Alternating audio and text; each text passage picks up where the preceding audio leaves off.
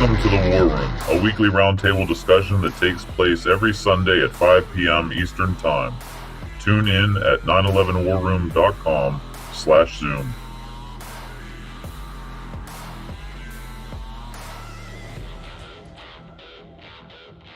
Welcome, everybody. It's 5:03. We're starting the 9/11 War Room. It's December 5th, 2021. As people are going to start trickling in here, again, remember the basics that you are being recorded. We're going to pause real quick at 5:20 for a quick prayer, and just mind your time if you're given the floor. Try to be cognizant of that, please. And I think that's it, pretty much. So what the plan was in the email that we'll start off. We'll give some new news. We'll get the agenda items from everybody. We will hopefully by the end of the call have some action items for everyone to take with them, so to work on for the week or do what they want with, and just have a productive conversation here. I would like to shy away from concentrating on divisive, specific evidence conversations. There's been an email thread that's gone on between I gotta stop saying too. Mehmet and David Chandler. Yeah, that was one of them. There were some other ones too that didn't go well, but it was we don't want to do that here because it just wastes everybody's time. So Roy and Adam was that was an entertaining exchange. Yes.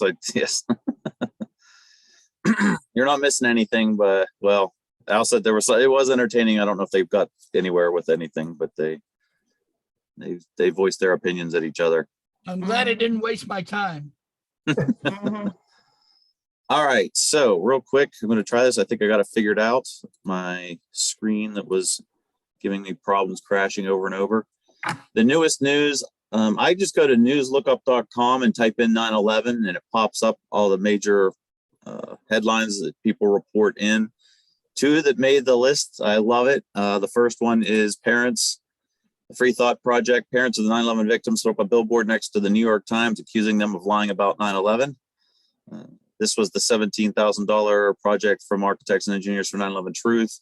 It's right next to the New York Times, and it's going to be there for a month. So that's fantastic. The second news article that turned up in there for 9/11 was a funeral held for NYPD officer who died from 9/11 related cancers. His name was Richard Regal. So again, more people, as I understand it, have died from 9/11 related cancers than died on 9/11 itself. So that's it's just profound that us trying to get information out, get the truth for justice out to people, and we're still having a rough time resonating with people that are continuing to die from this event. So you should have the correct number each week. That would be powerful. Yeah, I'm not sure how you keep track. Is anybody keeping track at all? I can't imagine they're not. Yeah, well, we'd have to know where to find the information. I have ideas. All right, John Lear. That's a good idea, like having a counter of all the victims that died because of 9/11, and have a counter on your website. So every time someone you just I've met John Lear more than once. Yeah. John Lear, you said? I'm not sure. There's the guy who runs the nonprofit. I forget his name. That's probably not the right name, but there is a firefighter who has led that fight. Okay. All right, we'll dig into that. No, we'll dig into that one. Okay. That's all I had for new news. Does anybody have anything else new? Well, I think that we should mention the Unleashed podcast that Richard had with Benny Wills. Yes.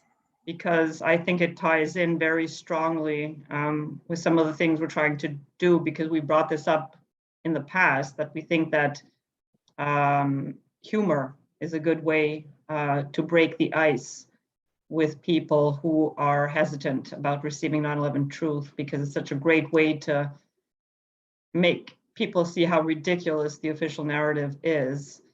And I don't know if you guys caught that podcast.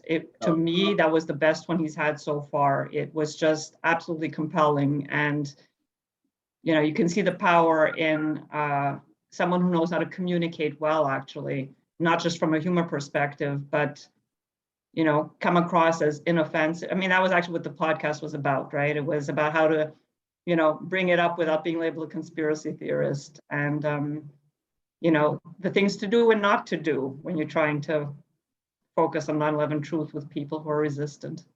May I say something? Yeah, Yes, you please. may, Claudia. I had a video up on YouTube. They took it down because and it's called "Never Give a Glass of Water with a Fire Hose," and it was touching on the things that guest, Richard Gage's guest, was talking about. And but they took it down, so I'm currently working on putting it back up. But I would appreciate that you guys give me input on it. Okay. And, you know, it's more or less, advocates are like salespeople. You got to, I mean, we're advocating something. You know, Yes. So, you know, so it's not a product or a service, but it's a message. Mhm. And we just got to get good in the messaging department, and we're in the people business, and we got to get good in the people department. And then you got to also realize that we're all effed up. I don't know if I could use any Brooklynese over here, but I don't want to, you know, disrespect anyone. But you know, it's, you know, we are all screwed up from the matrix. We all come from the matrix. They bombard us with crap in our heads.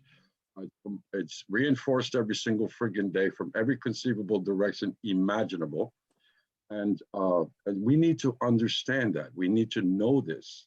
That's why, like, you know, some of you guys, you know, we bumped heads in the past, but here we are. You know, here we are. We're still talking.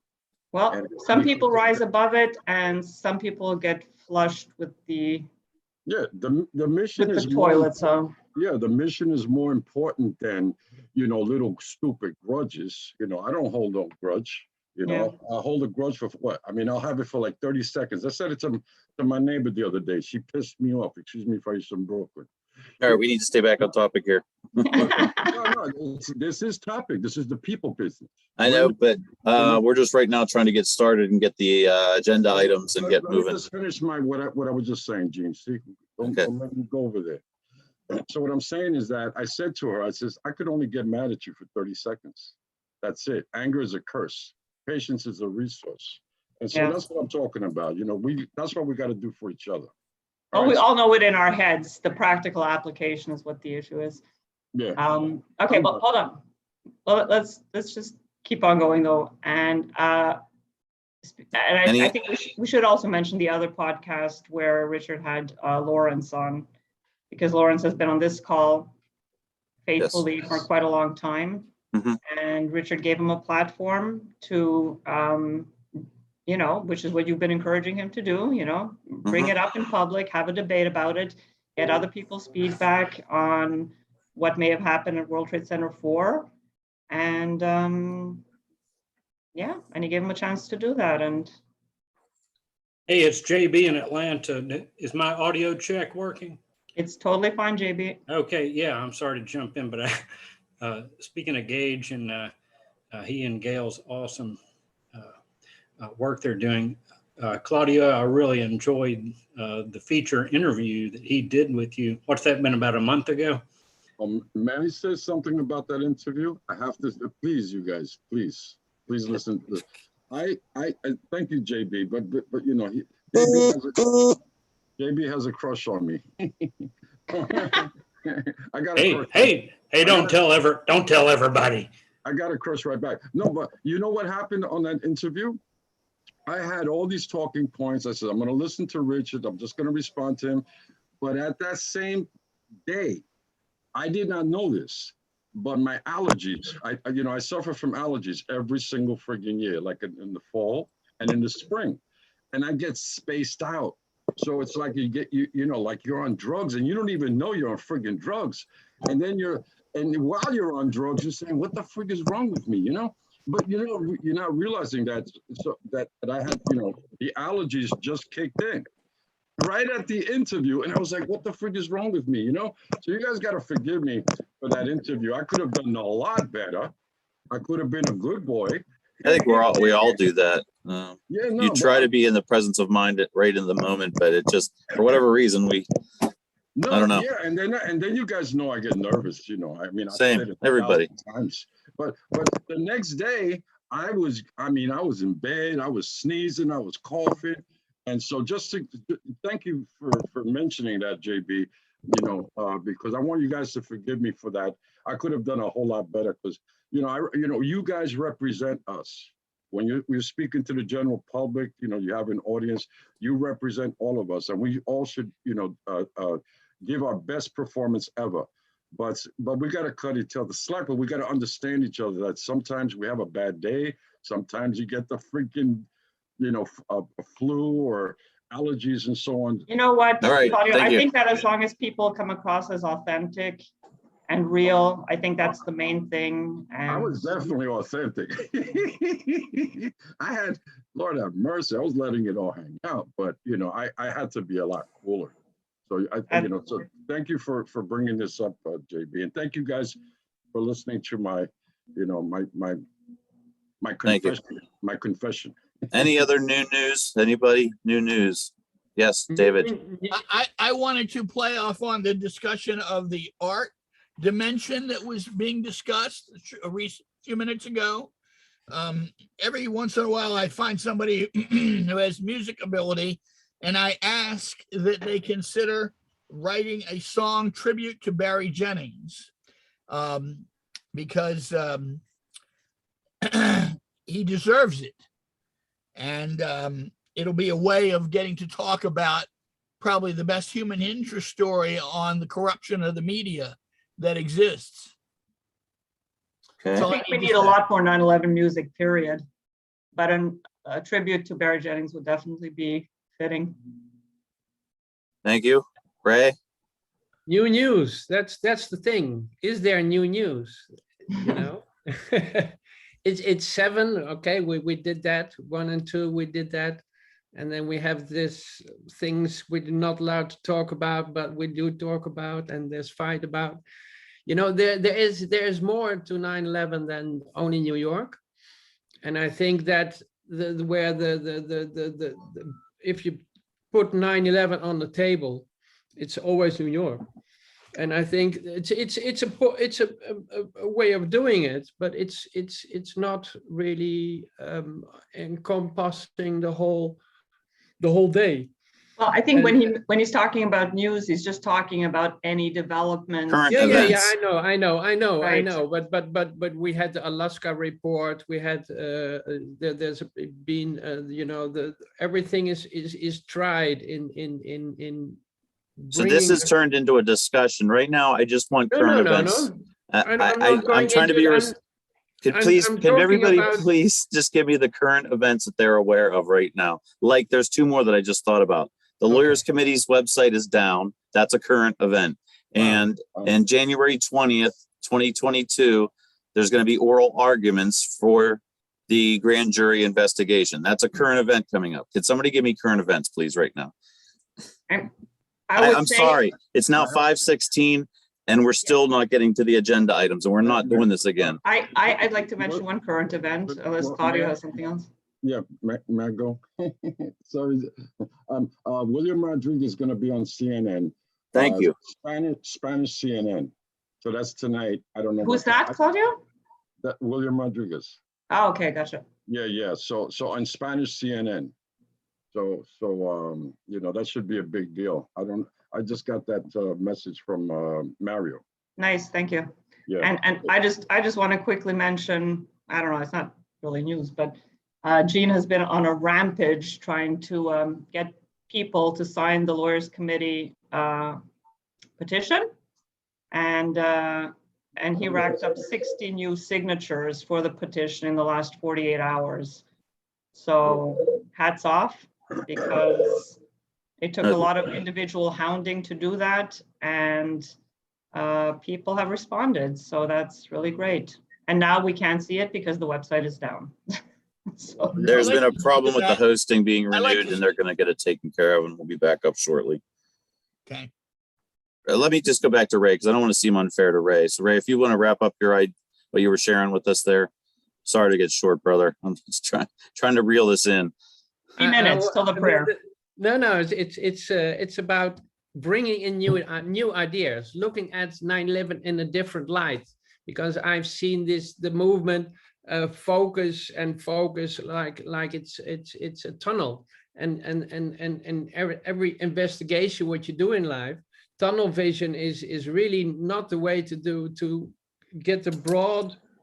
There has to be a consensus growing in our own movement about that day, that it was a day, not a place, but it was an event which took the whole day. It began in the morning and it ended in when the last Tower 7 came down. That's the focus of 9/11 for me. And then there's so much subjects around it, but the day itself, the focus is only specific on Tower 7, very focused on Tower 7. Buildings 1 and 2 are done, but then it ends because there's no consensus in us to look at the Pentagon to really get one uniform idea out there. What the questions are still remaining. The same goes for the questions remaining at the fourth crash site. These questions need answers. So the lawyers committee does have a lawsuit that went to the Supreme Court. I believe there was a decision actually, and it didn't go in our favor for the Pentagon. For the lawsuit against the FBI for failure to produce evidence to the 9/11 Commission and to Congress. I'll have to check on that with Mick. So that was going forward. They now got the anthrax petition and presented to the Congress and also to Congress and submitted to the for a grand jury. So there are other avenues going. They still don't have a grand jury investigation petition yet for anything going on around the Pentagon. I look forward to future interviews with Richard Gage on that subject because I don't want to tackle that because no. It's not now that we have to tackle that. That's not the subject. But if you look at what the FBI left out of the investigations, what we have no knowledge of. None. But I think it's headed that way. It is. And it's five. It's But $520. the point is that we have to get records about what the surroundings were from Shanksville, from what the surroundings were from. There's a lot missing in. Nobody's disagreeing with that. Yeah, but I think the truth movement has to really dig into the truth. And then for it's like if you have, but not we can do sales, but our product has to be good. Yep, and really that's what good. Richard Gage is concentrating on. You're in all the calls on YouTube, and I appreciate you being there on the calls because that's where it should be discussed. But the 9/11 War Room is going to be more directed towards strategy and trying to give activists and advocates ideas on how to move forward. Gene, it's 521. Yeah, let's take a moment here real quick. I'm just going to say a quick prayer. If anybody's not into it, just chill out for a second. Lord, you just lift this up to you. I thank you for all these advocates that continue to work for 9/11 justice. Lord, I just ask you would encourage them, that you would continue to work in the hearts and minds of those who hear the truth that we're sharing, that they would be open to it. Lord, that if Judge Gardeffi and Merrick Garland, whatever's going on there, Lord, that you would either change work in their minds as well, or that they would just be exposed for whatever corruption they have.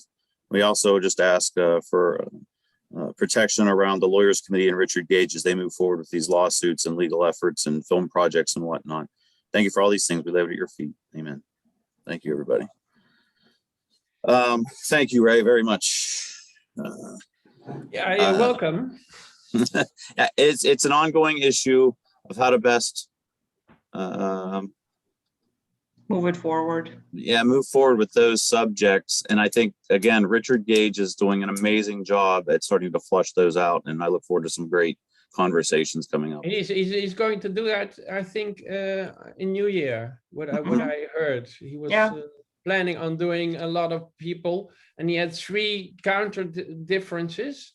And I want to bring one up because there's a 4th. No, not now. Not right now. No, Okay. but then You know, Yeah, it's- okay, and the- that's, the- look, it has to take place in a way that that respects the truth. The Yes. okay, truth but that's is, gonna is be on him, everything while we're here. Yep. right?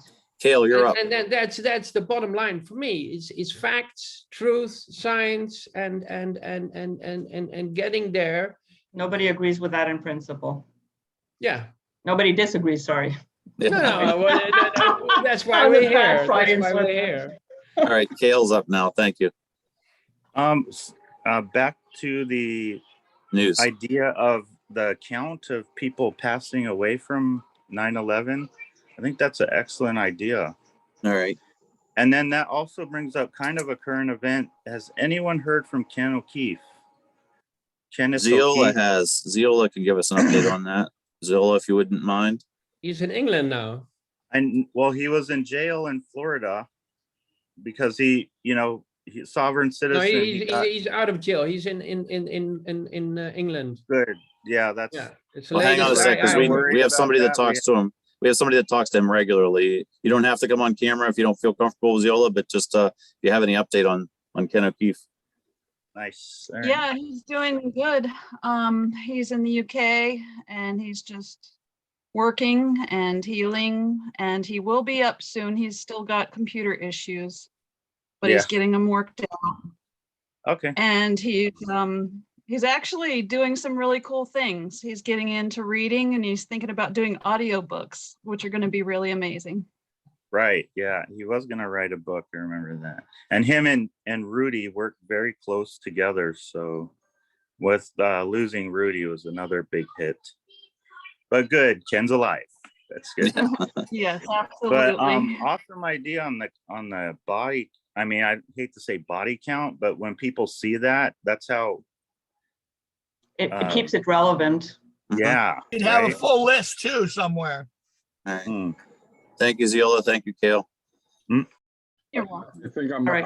I'm gonna put that on my on our site. I shouldn't say nothing. I'll do nothing for me. I do it for us. So Excellent. Yeah. So Thank I'll you. put it on our site. All right. David, you're up. Well, you want to start taking down agenda items before Yeah. we get sidetracked? David, do you have anything current, or can we move on to agenda items? Uh, What do you got? Let me have the first agenda item. I propose that we have a agenda planning committee meeting each week so that Jean is not overwhelmed by things spinning out of control immediately, like always happens. There are ways to prevent that and let people raise what they want, which is what you want to do, which is good. And I'd like to hopefully we can discuss that, or we can set a time. You would probably need to be another Zoom call, but if we wait till the end, then some people who drop away won't know how to attend. I like that. Thank you. All right. So that would be an agenda item. Agenda items. What would anybody like to discuss today or hear about? You wanted me to talk about nonviolence, and I am ready to, but I don't really think anybody's interested but you and Sandra. And I Well, don't know that we how can much- have it how unless much- other people are. How much time will you need to get people's feet wet on that? Whatever amount you want, 5 or 10. Yeah, 5-10 minutes if you could do that, just to get their feet wet. So what I asked David to do, Gene Sharp, an author back in the day, wrote 190 some methods of nonviolent. I just posted about that on the Truth Movement, by the way. Excellent. I just did. I don't know if it's approved yet, but I just did that, by the way. I was going to bring that up. Thank you, Paul. Hi, Paul. So we're looking for action items for activists and advocates to be able to go out. And a lot of people, Sandra and I looked over the list again, and some of them are just key. Like, we've been doing them forever. Posters and signs and flyers and things like that. They're non-violent things that we can do at a basic level. So I would like him to talk about that. Thank you, David. We'll get back to you on that one. Ziola, or Rose, I don't know what I call you. You're up. Okay, for your agenda items, I have an idea at the beginning of your show. If you keep that chart up, like if you make a chart and say, within the first 5 minutes, we're discussing this, the next 5 minutes, we're discussing this, and just make a little, 1 through 4 chart, keep it up until 5:20. And at 5:20 prayer, all that should be resolved, those 4 points, and then you can drop the chart. Okay, that actually falls in with what David was saying about agenda planning. Thank you. Yeah, and then I had another idea for getting your signatures up on the petition. If you send out a Christmas card within the next week or so, or 2 weeks, kind of like arrange a few really good links or some kind of perk on the Christmas card to get it to where you can get people, once they receive the card, they're inspired to get like 5 to 10 signatures. If you get 5 to 10 signatures from people your friends and family, and bring in fresh people to learn about this, there could be some kind of perk. Like you said, you were going to send out some freebies. I'll send you out, a whole pack of flyers or a couple of stickers if you get 10 signatures. That's a good idea. I was actually thinking about that because getting people to sign up, yeah, we got 60 signatures, but if I could go back to those 60 people and say, could you get 2 or 3 people to sign it? Then we exponentially grew. And then later on go, hey, can you get those people that you got to sign? Can you get them to? Now we've grown to it's unbelievable how quickly that could grow. Thank you for that. You're welcome. Chuck, no, I'm sorry, Morgan, I couldn't see your hand. It is rather dark. Go ahead. It's my pro-black hand. This is more of a PSA, and it's within the movement activism. But I feel I should just say it for a second.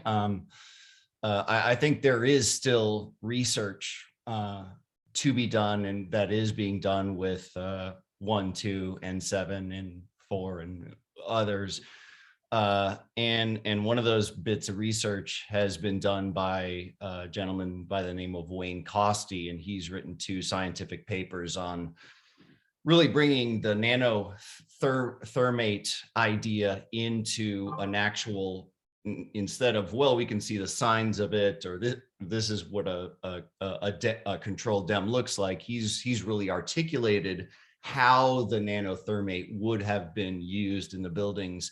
And to date, I really haven't seen architects and engineers or Richard Gage or anyone bring that to light in a sort of spotlight for the movement. And I think it should be. That said, that's it. It's 2 very good papers, and I'll put those in the chat. Hey, JB in it, JB in Atlanta, and Morgan, absolutely. And anyone, actually, don't correct me, but help me as far as one of the 60 exhibits for the April 2018. Well, heck, it's a grand jury right now. Is one of those 60 exhibits not have to do with what you're saying? Is Morgan, the dust and what's in the dust? That is exhibit 1 in the petition. What's your question? Yeah, Again, I was asked at the Lawyers Committee grand jury exhibit shows nanothermite. I guess Morgan's saying that Wayne has expounded on that some and was going to share the papers that he has from him. Yes, if I could just articulate, one of the biggest debunker problems with 9/11 Truth is that we don't come up with an actual theory of how whatever our method is put into the actual process of taking the buildings down, and that's something that Wayne Costy has done. I kind of think of it as the tip of the spear so far, because it really articulates and takes in the best evidence, the best research, we're back in the technicalities. Yeah, we're back in the technicalities. Thank you for that. We'll leave it at that. We need to keep in mind is, are we just, what we're discussing, is this going to help us bring it to the attention of people outside the bubble? How do we move things forward? How do we reach people outside the bubble? What can we do specifically? What have people done and had success with? What ideas do people have? What do they need help with? This is about that. And any discussion on any technicality is going to be completely counterproductive to that. So can we just talk about 9/11 truth in general and how to bring it outside of our bubble to people, make them aware of it, and make them care about it? That's the big basic bottom line, how to break that ice. And in closing, Sandra, that's what truthactionproject.org is about. So we'll be talking to you soon. It's supposed to be about that, JB, and TAP has had a mad, crazy time. And I know I have quite a few people from TAP. I mean, JB and Morgan, and I would mention Xiola, who's been a huge part of TAP. We're gonna eat. And Okay. sorry? Are you gonna eat? Oh, and Paul and Chuck. We have a lot of TAP people on this call, and myself. We're supposed to be, that's what TAP is supposed to be about. And we just have had a really hard time getting organized to do something. And I'd love to hear Chuck talk. Yeah, he's up next. So I have Chuck, Paul, and Claudio's up third. Okay, so go Chuck then. Yep, Chuck, you're up. Let me see. Y'all see me here? Yes, sir. So yeah, I'm fresh. I mean, I followed when I watched the 9/11 events on TV I'm on Pacific time, so I guess 8:30 in the morning, and I saw the buildings disintegrate and come down. I did not think correlatively or causally that the airplanes made that happen. My instinct was, well, that's an obvious imploded building. And then for me, the Building 7 event was the smoking gun. There was no airplane, yet the building fell precisely in the same manner. So for me, the whole thing with 9/11 is I kind of subscribe to Fran Scher's kind of confident tone to just call, to speak about 9/11, frankly, as an inside job and as a crime.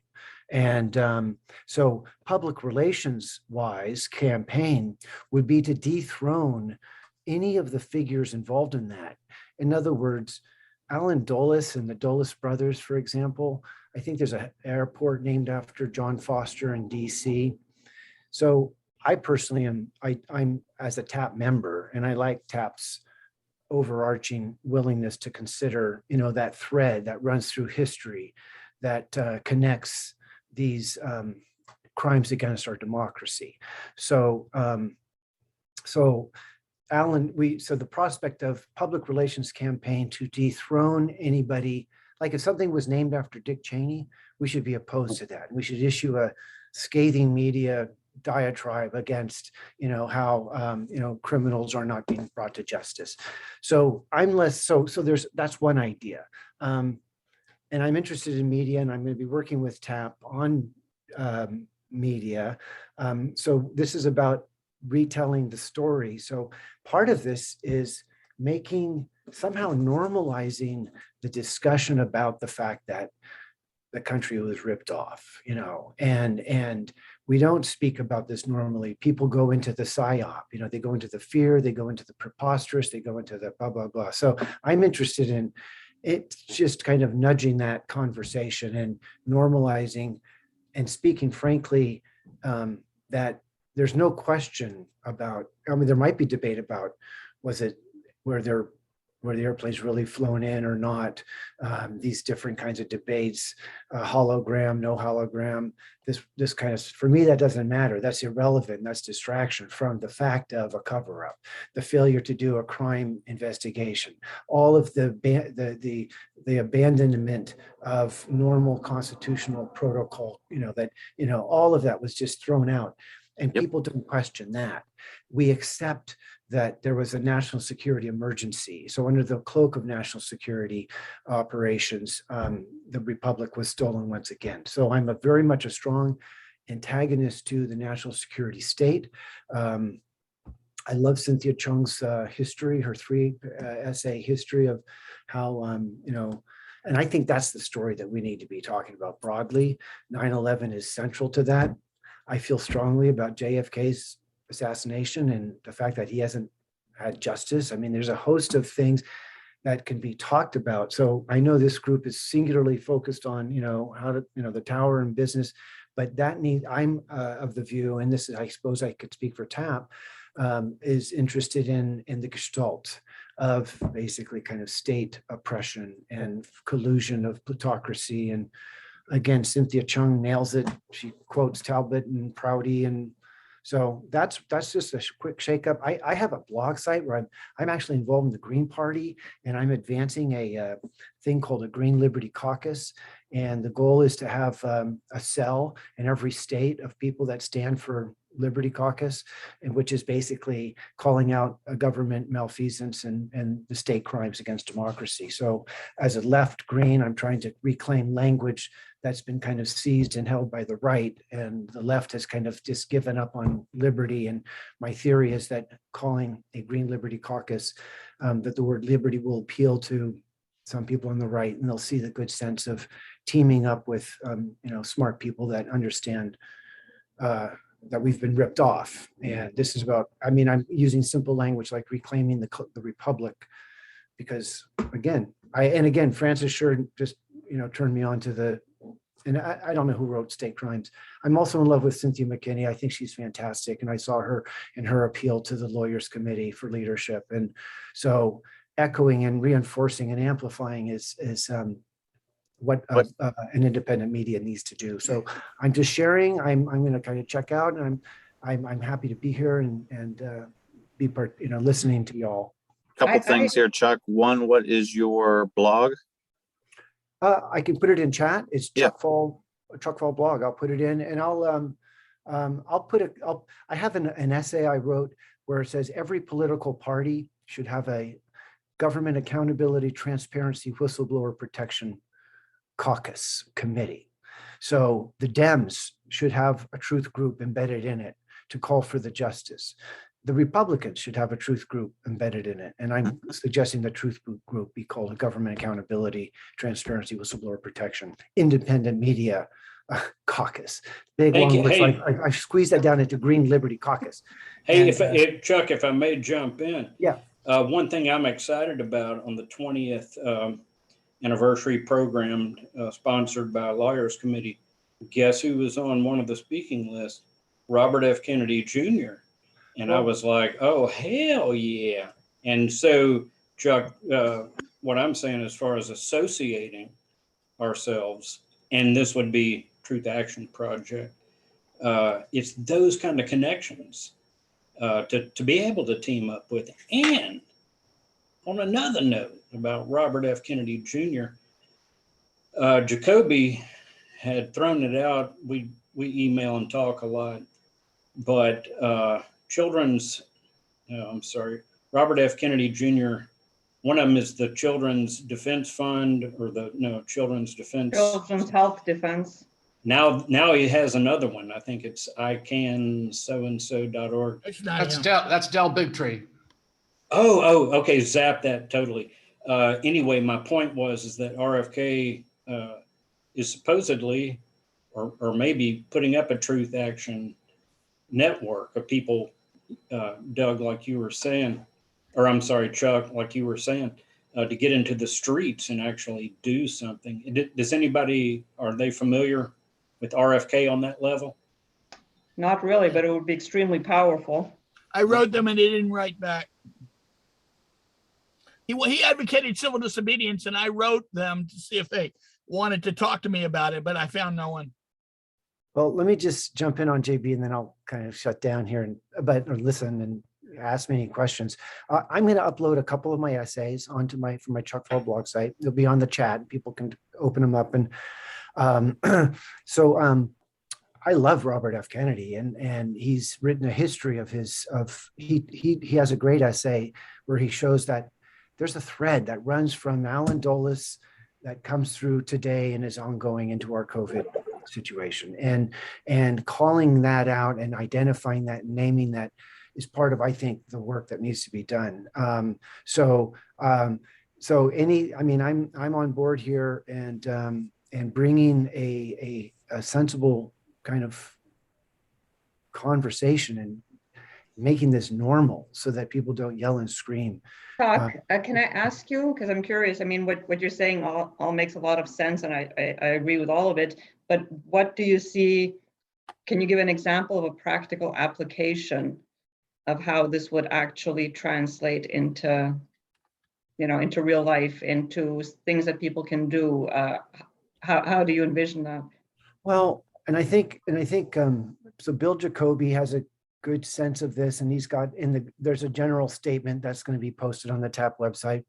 At the Green Party level, we have within our things, citizens can form a chapter, and then you apply with and then within the state will be several chapters, grassroots democracy. So now we have a Green Liberty Caucus chapter formed, where our mandate is pretty wide. We're critical of militarism primarily, and 9/11 is an expression of militarism carried out on our civil society. So this would grow organically, and it would grow like any other grassroots movement. And what we're so theoretically, I would envision a kind of fusion of a TAP. So Bill's idea is that the TAP would be nonpartisan. It's just going to be committed to truth. And so it's open to, one of the issues he wants to take on is, electoral integrity. And the right wingers are all on this. So I have no problem with that. I believe in that. But I have a thread of interest that shows up in my essays and my writing. And it's basically, this is grassroots development. And I think part of what TAP wants to do is create a web destination that becomes a visitor site, a clearing for people concerned about truth to find community, to attend webinars, to participate in conversations like this, and then sell up is what we want to be inviting people to do. And then like any activist group, and I think being in an alliance with Children's Health Defense is like a no-brainer. And apparently they're doing grassroots stuff. They probably want to protect their brand and all of that. But I would envision TAP will be amplifying Robert Kennedy's message, and amplifying the propaganda academics message, amplifying and building a clearing for communication. So grassroots is the call. I like the idea of working within the Green Party. They're against the big pharma military industrial complex. There is a duopoly, the Dems and the Republicans, but I respect that some people here might vote for Trump, and I think he's still a great guy.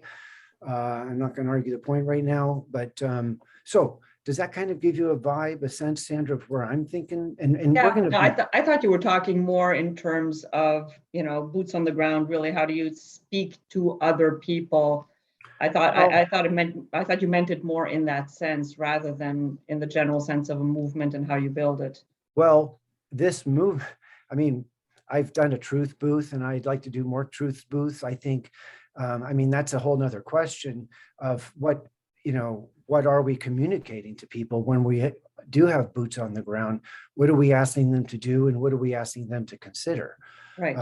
So I've got ideas about that, about how to fuse.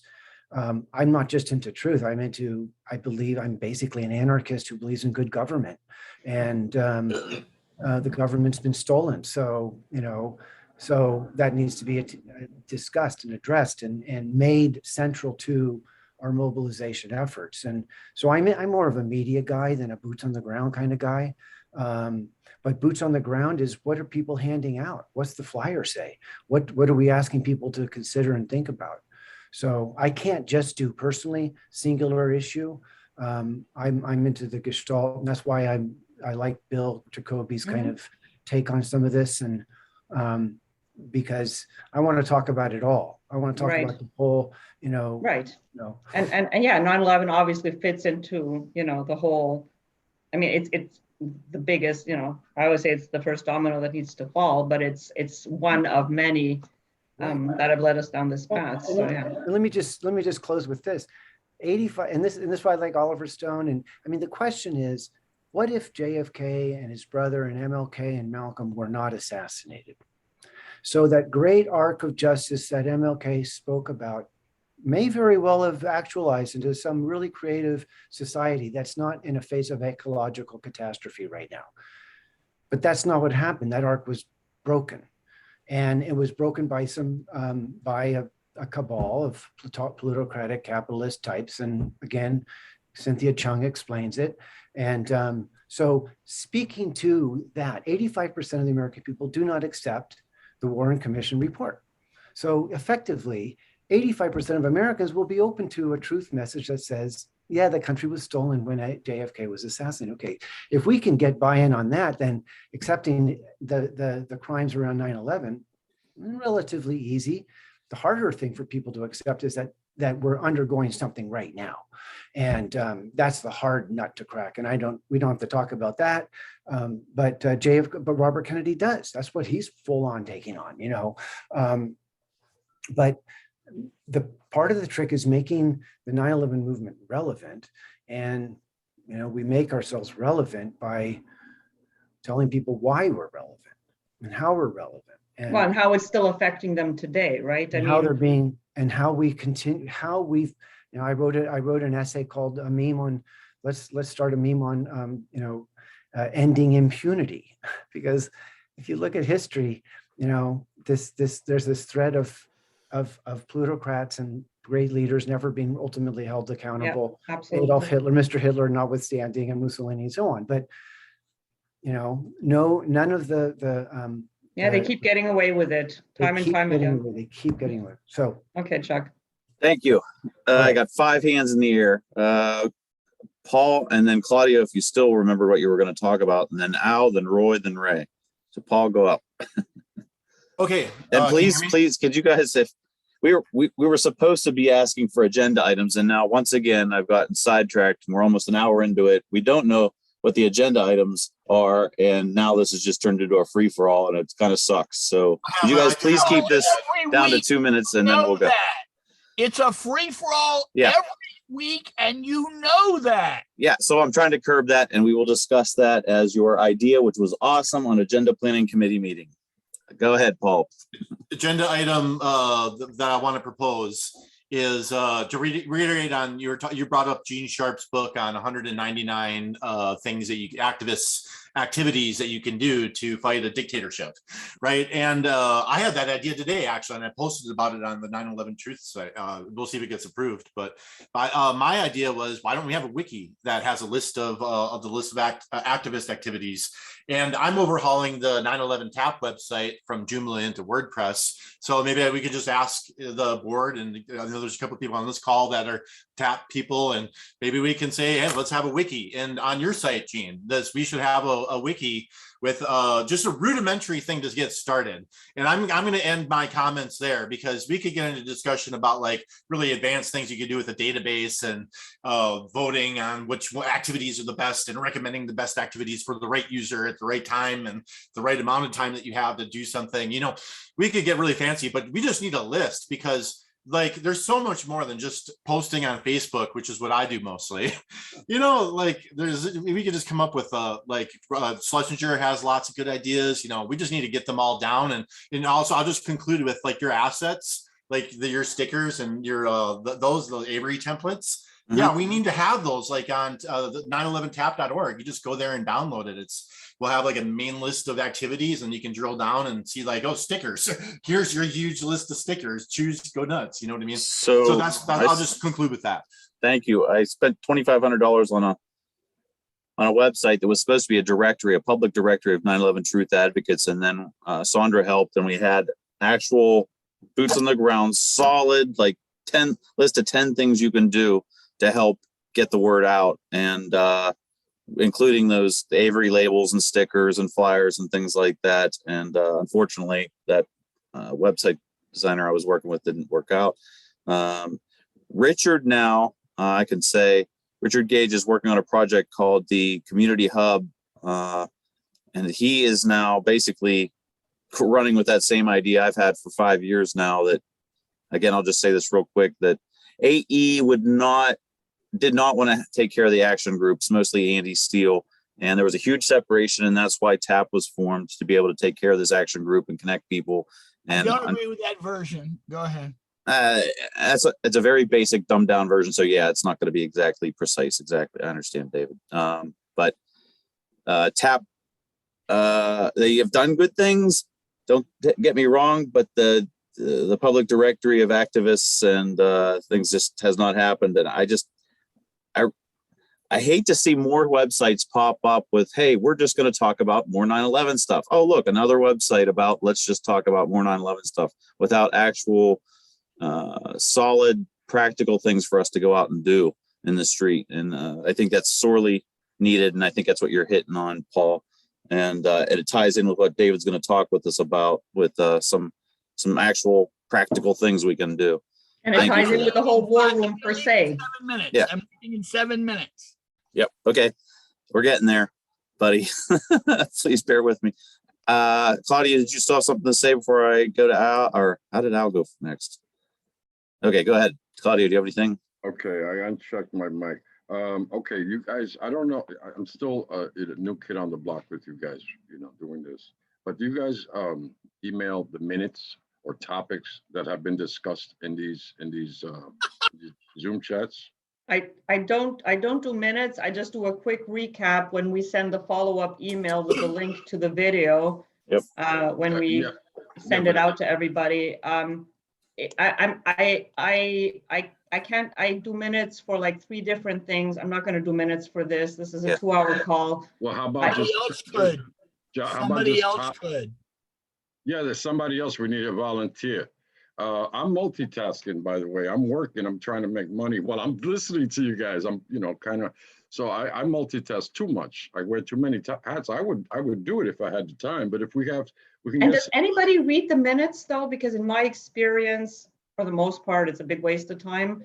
It could be just the topics. Make it. Make something complicated easy. Make it simple. It's just. I think Sandra does that. So if you go to 911warroom.com/Zoom, when I put it's on YouTube. Sandra writes a little recap of what happened. So then what I do is I upload the YouTube video, so it's there.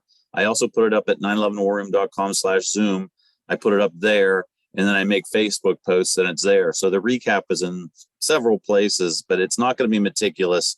But it will be like a rough idea of what we talk about. I was just writing down just a couple of things from the things that were mentioned. And I says, well, it's a good thing. It's like I wrote down, the minutes, the topics. That's something that should be on the list. Will they be forwarded emails, whatever, the lawyer's petition? I wrote that down. A&E petition. We've got to get as many people as possible to do it. Exponential growth idea, like Gene said, is a winner, 100%. 100%.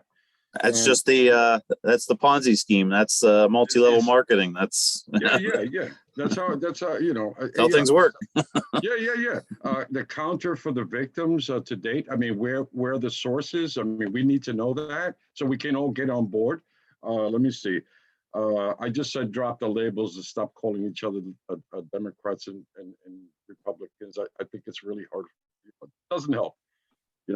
I talked about divide and conquer. Man, I saw that, from the get-go. I love you, but I don't need a recap right now. I got to keep moving on. Okay, I can do minutes for this one. I can rewatch this and I can break it down into more detail and have a more general version for when we post it and a more detailed version for the email that goes out. Yeah, Paul, just the topics, Sandra, make it easy for yourself. Okay. I know you're busy, but that would be really helpful. Okay. And I will go through that list and I'll grab whatever I can possibly do. I can be more detailed. And I will help in trying to develop all these ideas, with you guys. All right, Claudia, thank you. Okay. Paul, I did approve your Gene Sharp post in the 9/11 Truth Movement page. And- Facebook. Thank you. I appreciate it. Yep. And I approve Al, the other one because there was another one too. Al, you're up. Oh no, that one is more of a rant. I'm sorry about that one. That's okay. Yeah, so I had a couple of suggestions. I think I mentioned to Eugene before, to write in your agenda items before the Sunday meeting, meaning anybody that had a topic, that so you didn't have to go around and ask everybody, that it would move things along. That's generally, wouldn't take too much time out of people's day to just write something as to what action items they want to talk about. So that's one thing. The other thing, addressing Chuck and the Green Party and what he might consider, and I think for all of us, is we had James Perloff come and talk in Watertown here in the Boston 9/11 group, his history of false flags. And it's a great lead into the whole 9/11 incident. And it gives people sort of a history lesson on what has gone on in the past. And it's very informative, all the different false flags that existed throughout history. And I think it disarms people, from coming in and thinking, these guys are a bunch of nuts and, I don't have much time to, it's an interesting book that he has, and he does speak, he's willing to speak. So that's just another action item suggestion for anybody that wants to follow up with him. Thank you. That's it. Alfred, could you reach out to me regarding that? All Yeah, right. sure. Yeah. All right, thank you, buddy. Yeah. Thank Are you, you Al. suggesting, Alfred, are you suggesting for people who are interested in reaching out directly to this person, or you're saying as a general tactic to use the bigger picture before narrowing down on 9/11 in terms of how to relay the message? I'm not sure Yeah, no, I would say both, that the message is much easier to get across when you're teaching people about the history of false flags. And this James Perloff had written a book about it, and it was really informative and sort of made you feel better. I mean, not better about 9/11, but it sort of put it in perspective. Yeah. And so and my suggestion is that for other groups that they either I don't know if he would come back and talk. He was promoting his book, and that's how we happened to get him. But Okay, so you're saying about whoever has an action group to consider, right. Okay, reaching out to him. Okay, perfect. Thank you. Roy McCoy, you're up. And you're muted. Okay, I have an action item, actually, Thank you. to my surprise and to yours possibly. But you were talking about Bobby Jr. And 9/11, and there's something that I think everyone would be interested in seeing. I have the Kindle page of his book when he first mentions 9/11. Can I show that? Sure, you got a couple minutes. This is one page on a Kindle page, Oh, it's sure. a brief you don't need to worry about my taking a lot of time, Gene. I'm not. Thank you, taking a lot of brother. time. Sorry, I'm triggered now. Okay. I'm going to make you a co-host, and Okay. Go Thank ahead. you. Here we go. It's right here. I've highlighted it. Share. Okay. You can't just. Here he is. Just as Fox News audiences were shockingly misinformed following the 9/11 bombings. Yeah. Now, isn't that interesting? yes, it is. So what happened when it came up later? He was writing consistently of the 9/11 attacks, and among my 1,500 suggestions, which I made for the second edition of his book, I suggested that he was obviously a truther, because if he wasn't a truther, he wouldn't have written 9/11 bombings. And I suggested that he change 9/11 attacks to something more like the events of 9/11. I don't know whether that suggestion will be accepted or not, but at least I made it. And that's quite an interesting book about the real Anthony Fauci. And if anybody hasn't read it, I recommend it. Wait, which book is that in that we're talking about? It's his new book that just came out last month, The Real Anthony Fauci. It's number one on Amazon. It's on the New York Times bestseller list. That page that you showed us is from that book? Yeah, What page? Tell me what page. Well, on the Kindle edition, let's see. Okay, I'll go back again. Here it is. Okay. On a 13-inch Mac at standard size, it's page 59 of 934, location 890. That would be different. I don't know what it is. I don't know what it is on the printed edition. Well, what I can do here is very quickly. You know what chapter or what subheading or? It's. I think. Let me see. You can still see that? Yeah. Oh, there's one. Yeah. It's in the first chapter. It's right near the beginning. Mismanaging a pandemic. Interesting. And if I go to it was after footnote number 29, Gene. If you can track that somehow. After footnote 29. Yeah, it was on that page. Then he gets to talking about 9/11 attacks later on. You can still see this. There we go. Before the 9/11 attacks, the anthrax attacks, or those are attacks. All right. I'll look that up. They were selling the book for $2 on Kindle. That's not good anymore. That was only for a couple of days, but it's not expensive on Kindle. Okay. So what is exactly the action item related? Yeah. Okay. Well, I'm kind of wondering that too. The action item has nothing to do with that. Let me get back to Zoom here. Oops. Excuse me. Just 1 second, please.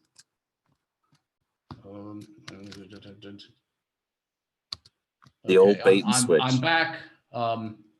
It says sign in. Whatever window. Gene, can you unshare his screen? Yeah. Okay. Stop participant sharing. There we go. I'm back. Okay, very good. We're back. Okay, the action item in a word, Wikipedia.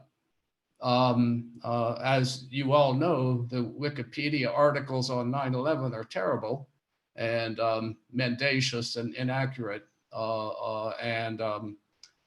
I had involvement with this. That was part of why I got thrown off, because I was trying to get David Ray Griffin not called a conspiracy theorist. This was a black mark against me, was in being involved with that and with his page generally. But of course, it's not just David Ray Griffin's page that's messed up. It's the page about the 9/11 attacks. That's a very hard nut to crack, because Wikipedia is what we know it to be, and it's controlled by people, and we know who they are too, and it's not going to be easy to get anything corrected in regard to 9/11. But I would consider that a worthy action item or project, and I can put my email in the. Okay. I've tried to have the 9/11 Truth Movement page fixed. I tried to have AE 9/11 Truths page fixed, and it falls on dead ears. And I'll write the change, and then somebody just deletes the change, and nothing ever goes forward with that. Yeah, well, they are united and coordinated, and they have their act together, and they may have won this war, and it may be, as you suggest, absolutely impossible. I'm not going to deny that, but if there was something worth doing, I think that would be something very much worth doing. We could look at it. I like that idea. And I put my address in the chat, so if anybody wants to conspire about that, they can contact me. All right, thank you. Ray, you're up. Yeah. It's getting together is already good for the truth movement. It's the best thing. When I listen to Richard on his video calls with other people, and then the chat is really asking questions, is informative, is kind of wanting to participate. And I think that you know, you can write letters on Facebook or in emails or whatever, but when we talk with one another, we're getting to know not only each other, but we're kind of opening up for a new understanding of how we are going to look at 9/11 in the future, because it's for Richard too. He's broadening up in his movement from where he was to accepting more other voices. And I think that's the way forward for the truth movement. That was what I wanted to say. Mm-hmm. As an overall thing, you know, it's not about the details, but it's getting together, which is, I think, the most powerful what we can do now for the truth movement. And we can shout from the rooftops, it was an inside job, but that has been done already by Alex Jones. You know, he took it over. He took that's the thing, and that's the focus of truth is the truth. And there's nothing left, and there's nothing right. It's not politics. It's the facts in front of us. Well, I mean, this group, I mean, to me, it's powerful because, you know, we get to exchange, and we get to exchange not just ideas, but I find it's very motivating, you know, to connect with other people who still very much care about this. And sometimes we forget that there's others out there, and, you know, feed each other ideas. You know, maybe somebody says something where I go like, oh, I never tried doing that, you know, and I can go out and then give it a shot. I mean, we're all made differently. We're not all going to do the same thing. But if we can either, you know, find an action item that everybody can get behind and help with, or just even exchange ideas and then be encouraged to go into the week and apply some of those and actually put them into practice, that's the power of this kind of a gathering where we can all exchange, you know, ideas and suggestions. My most powerful moments in talking about what I have found in my investigation of 9/11 with other people is when I'm one-on-one. And I can give a flyer, and I know it will end up in the rubbish bin, because it's engaging with people and talking about it in a real sense, not as in a dialogue. In a dialogue, yeah, but also questioning the thought of the other, because everybody from us, we're knowledgeable about certain things, so we can always question the other with our knowledge. And I think that's the most, when I open people up, it's often to do with just one photo. Okay, so I have a question video, to everybody. You know, I'd like to know how many people who are on this call regularly bring up the subject in a conversation with people that are not connected to the movement. All the time in Atlanta. Every day. Sometimes. Because if we can't even do that, I mean, then where does that leave us? Sandra, I have a story about that. Okay. I just want to say that it's wearing a 9/11 t-shirt helps a lot, you know, I agree.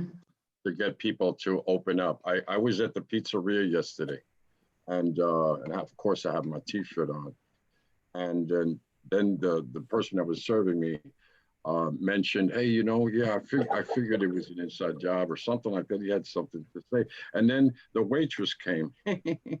And she says, yeah, it was an inside job. And then by the time, you know, we had the whole friggin', you know, crew over there talking. Now, because I have a t-shirt on, now I could have wore any friggin' t-shirt, but I wore that t-shirt. This and then I had my business cards. If I don't have flyers, you know, business cards, they fit right in your wallet. So you have it with your credit cards. And I just gave them all friggin' business cards, but you Yeah, can, I think you that's can- absolutely critical to have information on us, Yeah, so that when we yeah. do get a chance to get this addressed with sometimes a perfect stranger, to put something, because they're going to forget about the conversation maybe, but if they go home with something solid in their hands, they might check out the links, they might check out more information, they might be motivated to bring it up to other people, they'll be reminded that it's still an issue with some people. So yeah, I think that's basic. There's a ton of, I mean, we're talking two levels, one passive and one active. I mean, there's a ton. I think all of us feel comfortable with doing passive activism, if you will, which is wearing shirts, putting up signs, things like that. But having a license plate. Yeah, one of my passive items is, here's my debit card, but when I hand them the debit card, it has, can we do this? Yeah. It has my sticker on it. It says 9/11 equals what the fuck squared. So the lady looks at it and I always get smiles. And the last one, the lady at the Goodwill said to me, that just made my day. Thank you. I said, hey, look into it. Go to 911lawyers.org. It's as simple as that. I just want to say that even with a conversation, you planted a seed. Yeah, absolutely. It's critical. It's so critical.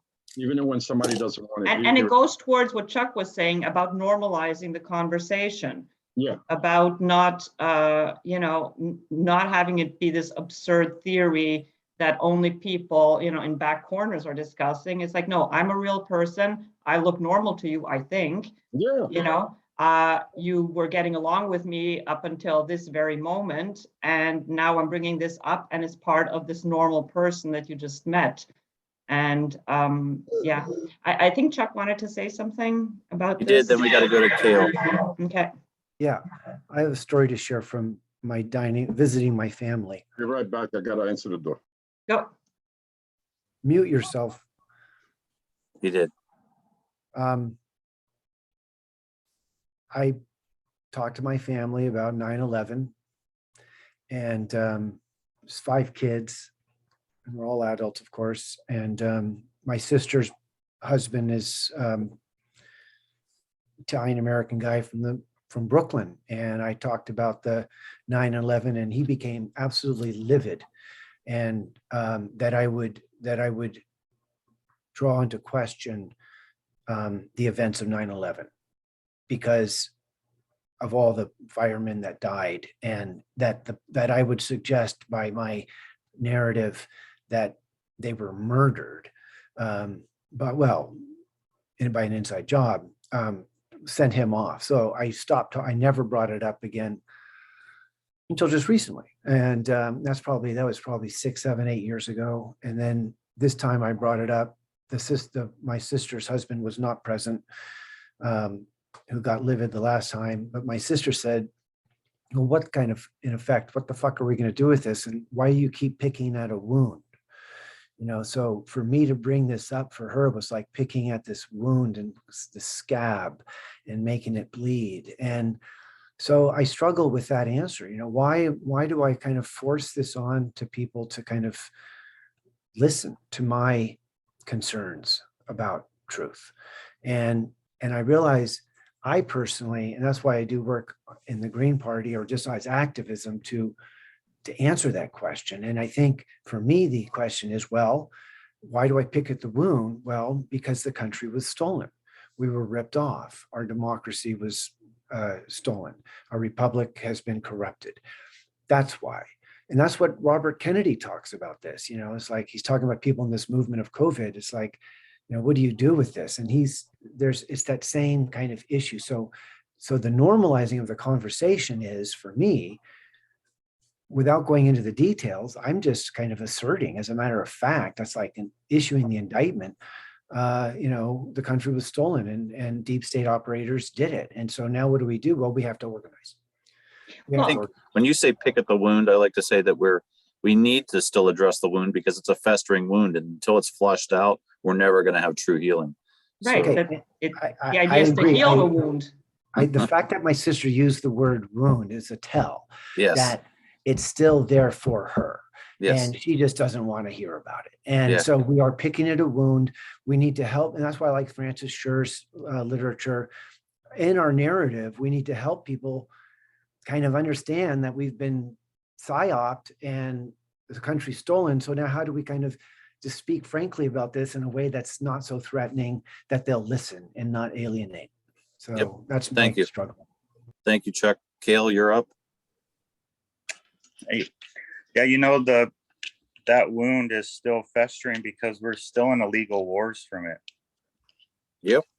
And Part of millions it. are dying. Men, women, children, elderly, you name it, people are dying over it, over a lie.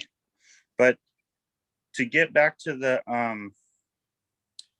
action, is there anybody that's active in exposing COVID or protesting against COVID and the Well, restriction, the mandates and all I- that? But wait, hold on. Where I'm going with that is when me and my family go and my children, we all wear stuff like this. Mm-hmm. Okay. We have like our own little clothing line going on over here. But like Claudio was saying, you can just walk into a store. I wear this every day. It's my uniform. Mm-hmm. Where I go shopping, eating, I don't know, leisure, sitting at the beach. Yep. Same. People come up and we have awesome conversations. I have to say almost 99% of the time, people agree something was wrong and then we could talk about that. So, but with COVID, and I know this is not dealing with COVID, the war room, but people are active with standing up because that's our current false flag, bring in more world order. But how do we use, or is anybody active with COVID in the 9/11 truth movement that is, incorporating it? Because we incorporate it because we know that 9/11 is a key. On that note, Right. There's two camps right now in the 9/11 truth movement that seem to be forming another divide, just like it's the Pentagon. And that is whether or not we should bridge the gap between COVID and 9/11 and whether we shouldn't. And there are purists and there are people that think that we should bridge it. I dance the line, but for the 9/11 war room, I'm going to be a purist and just stick with 9/11. I know Richard Gage is going to be tackling that a little bit more. If anybody else has anything else to add to that. Well, I think the only way that this is relevant, I mean, and I don't disagree, is if you're going to be in a COVID protest, then bring along your 9/11 truth shirt and your flyers, because you're more likely in a protest crowd to find people who are going to connect with your message than standing on the corner of downtown with some random strangers. So basically the idea is go wherever you might find a crowd. And I would further it to say, if you know that there's a conference happening in your city, whether it's an architectural conference or an engineering or a construction conference or anything that's even tangibly related to the subject at hand, set up shop outside the conference with your flyers, and maybe you'll intercept some engineers or some people who would be interested in the physics, of 9/11, and you might get them there.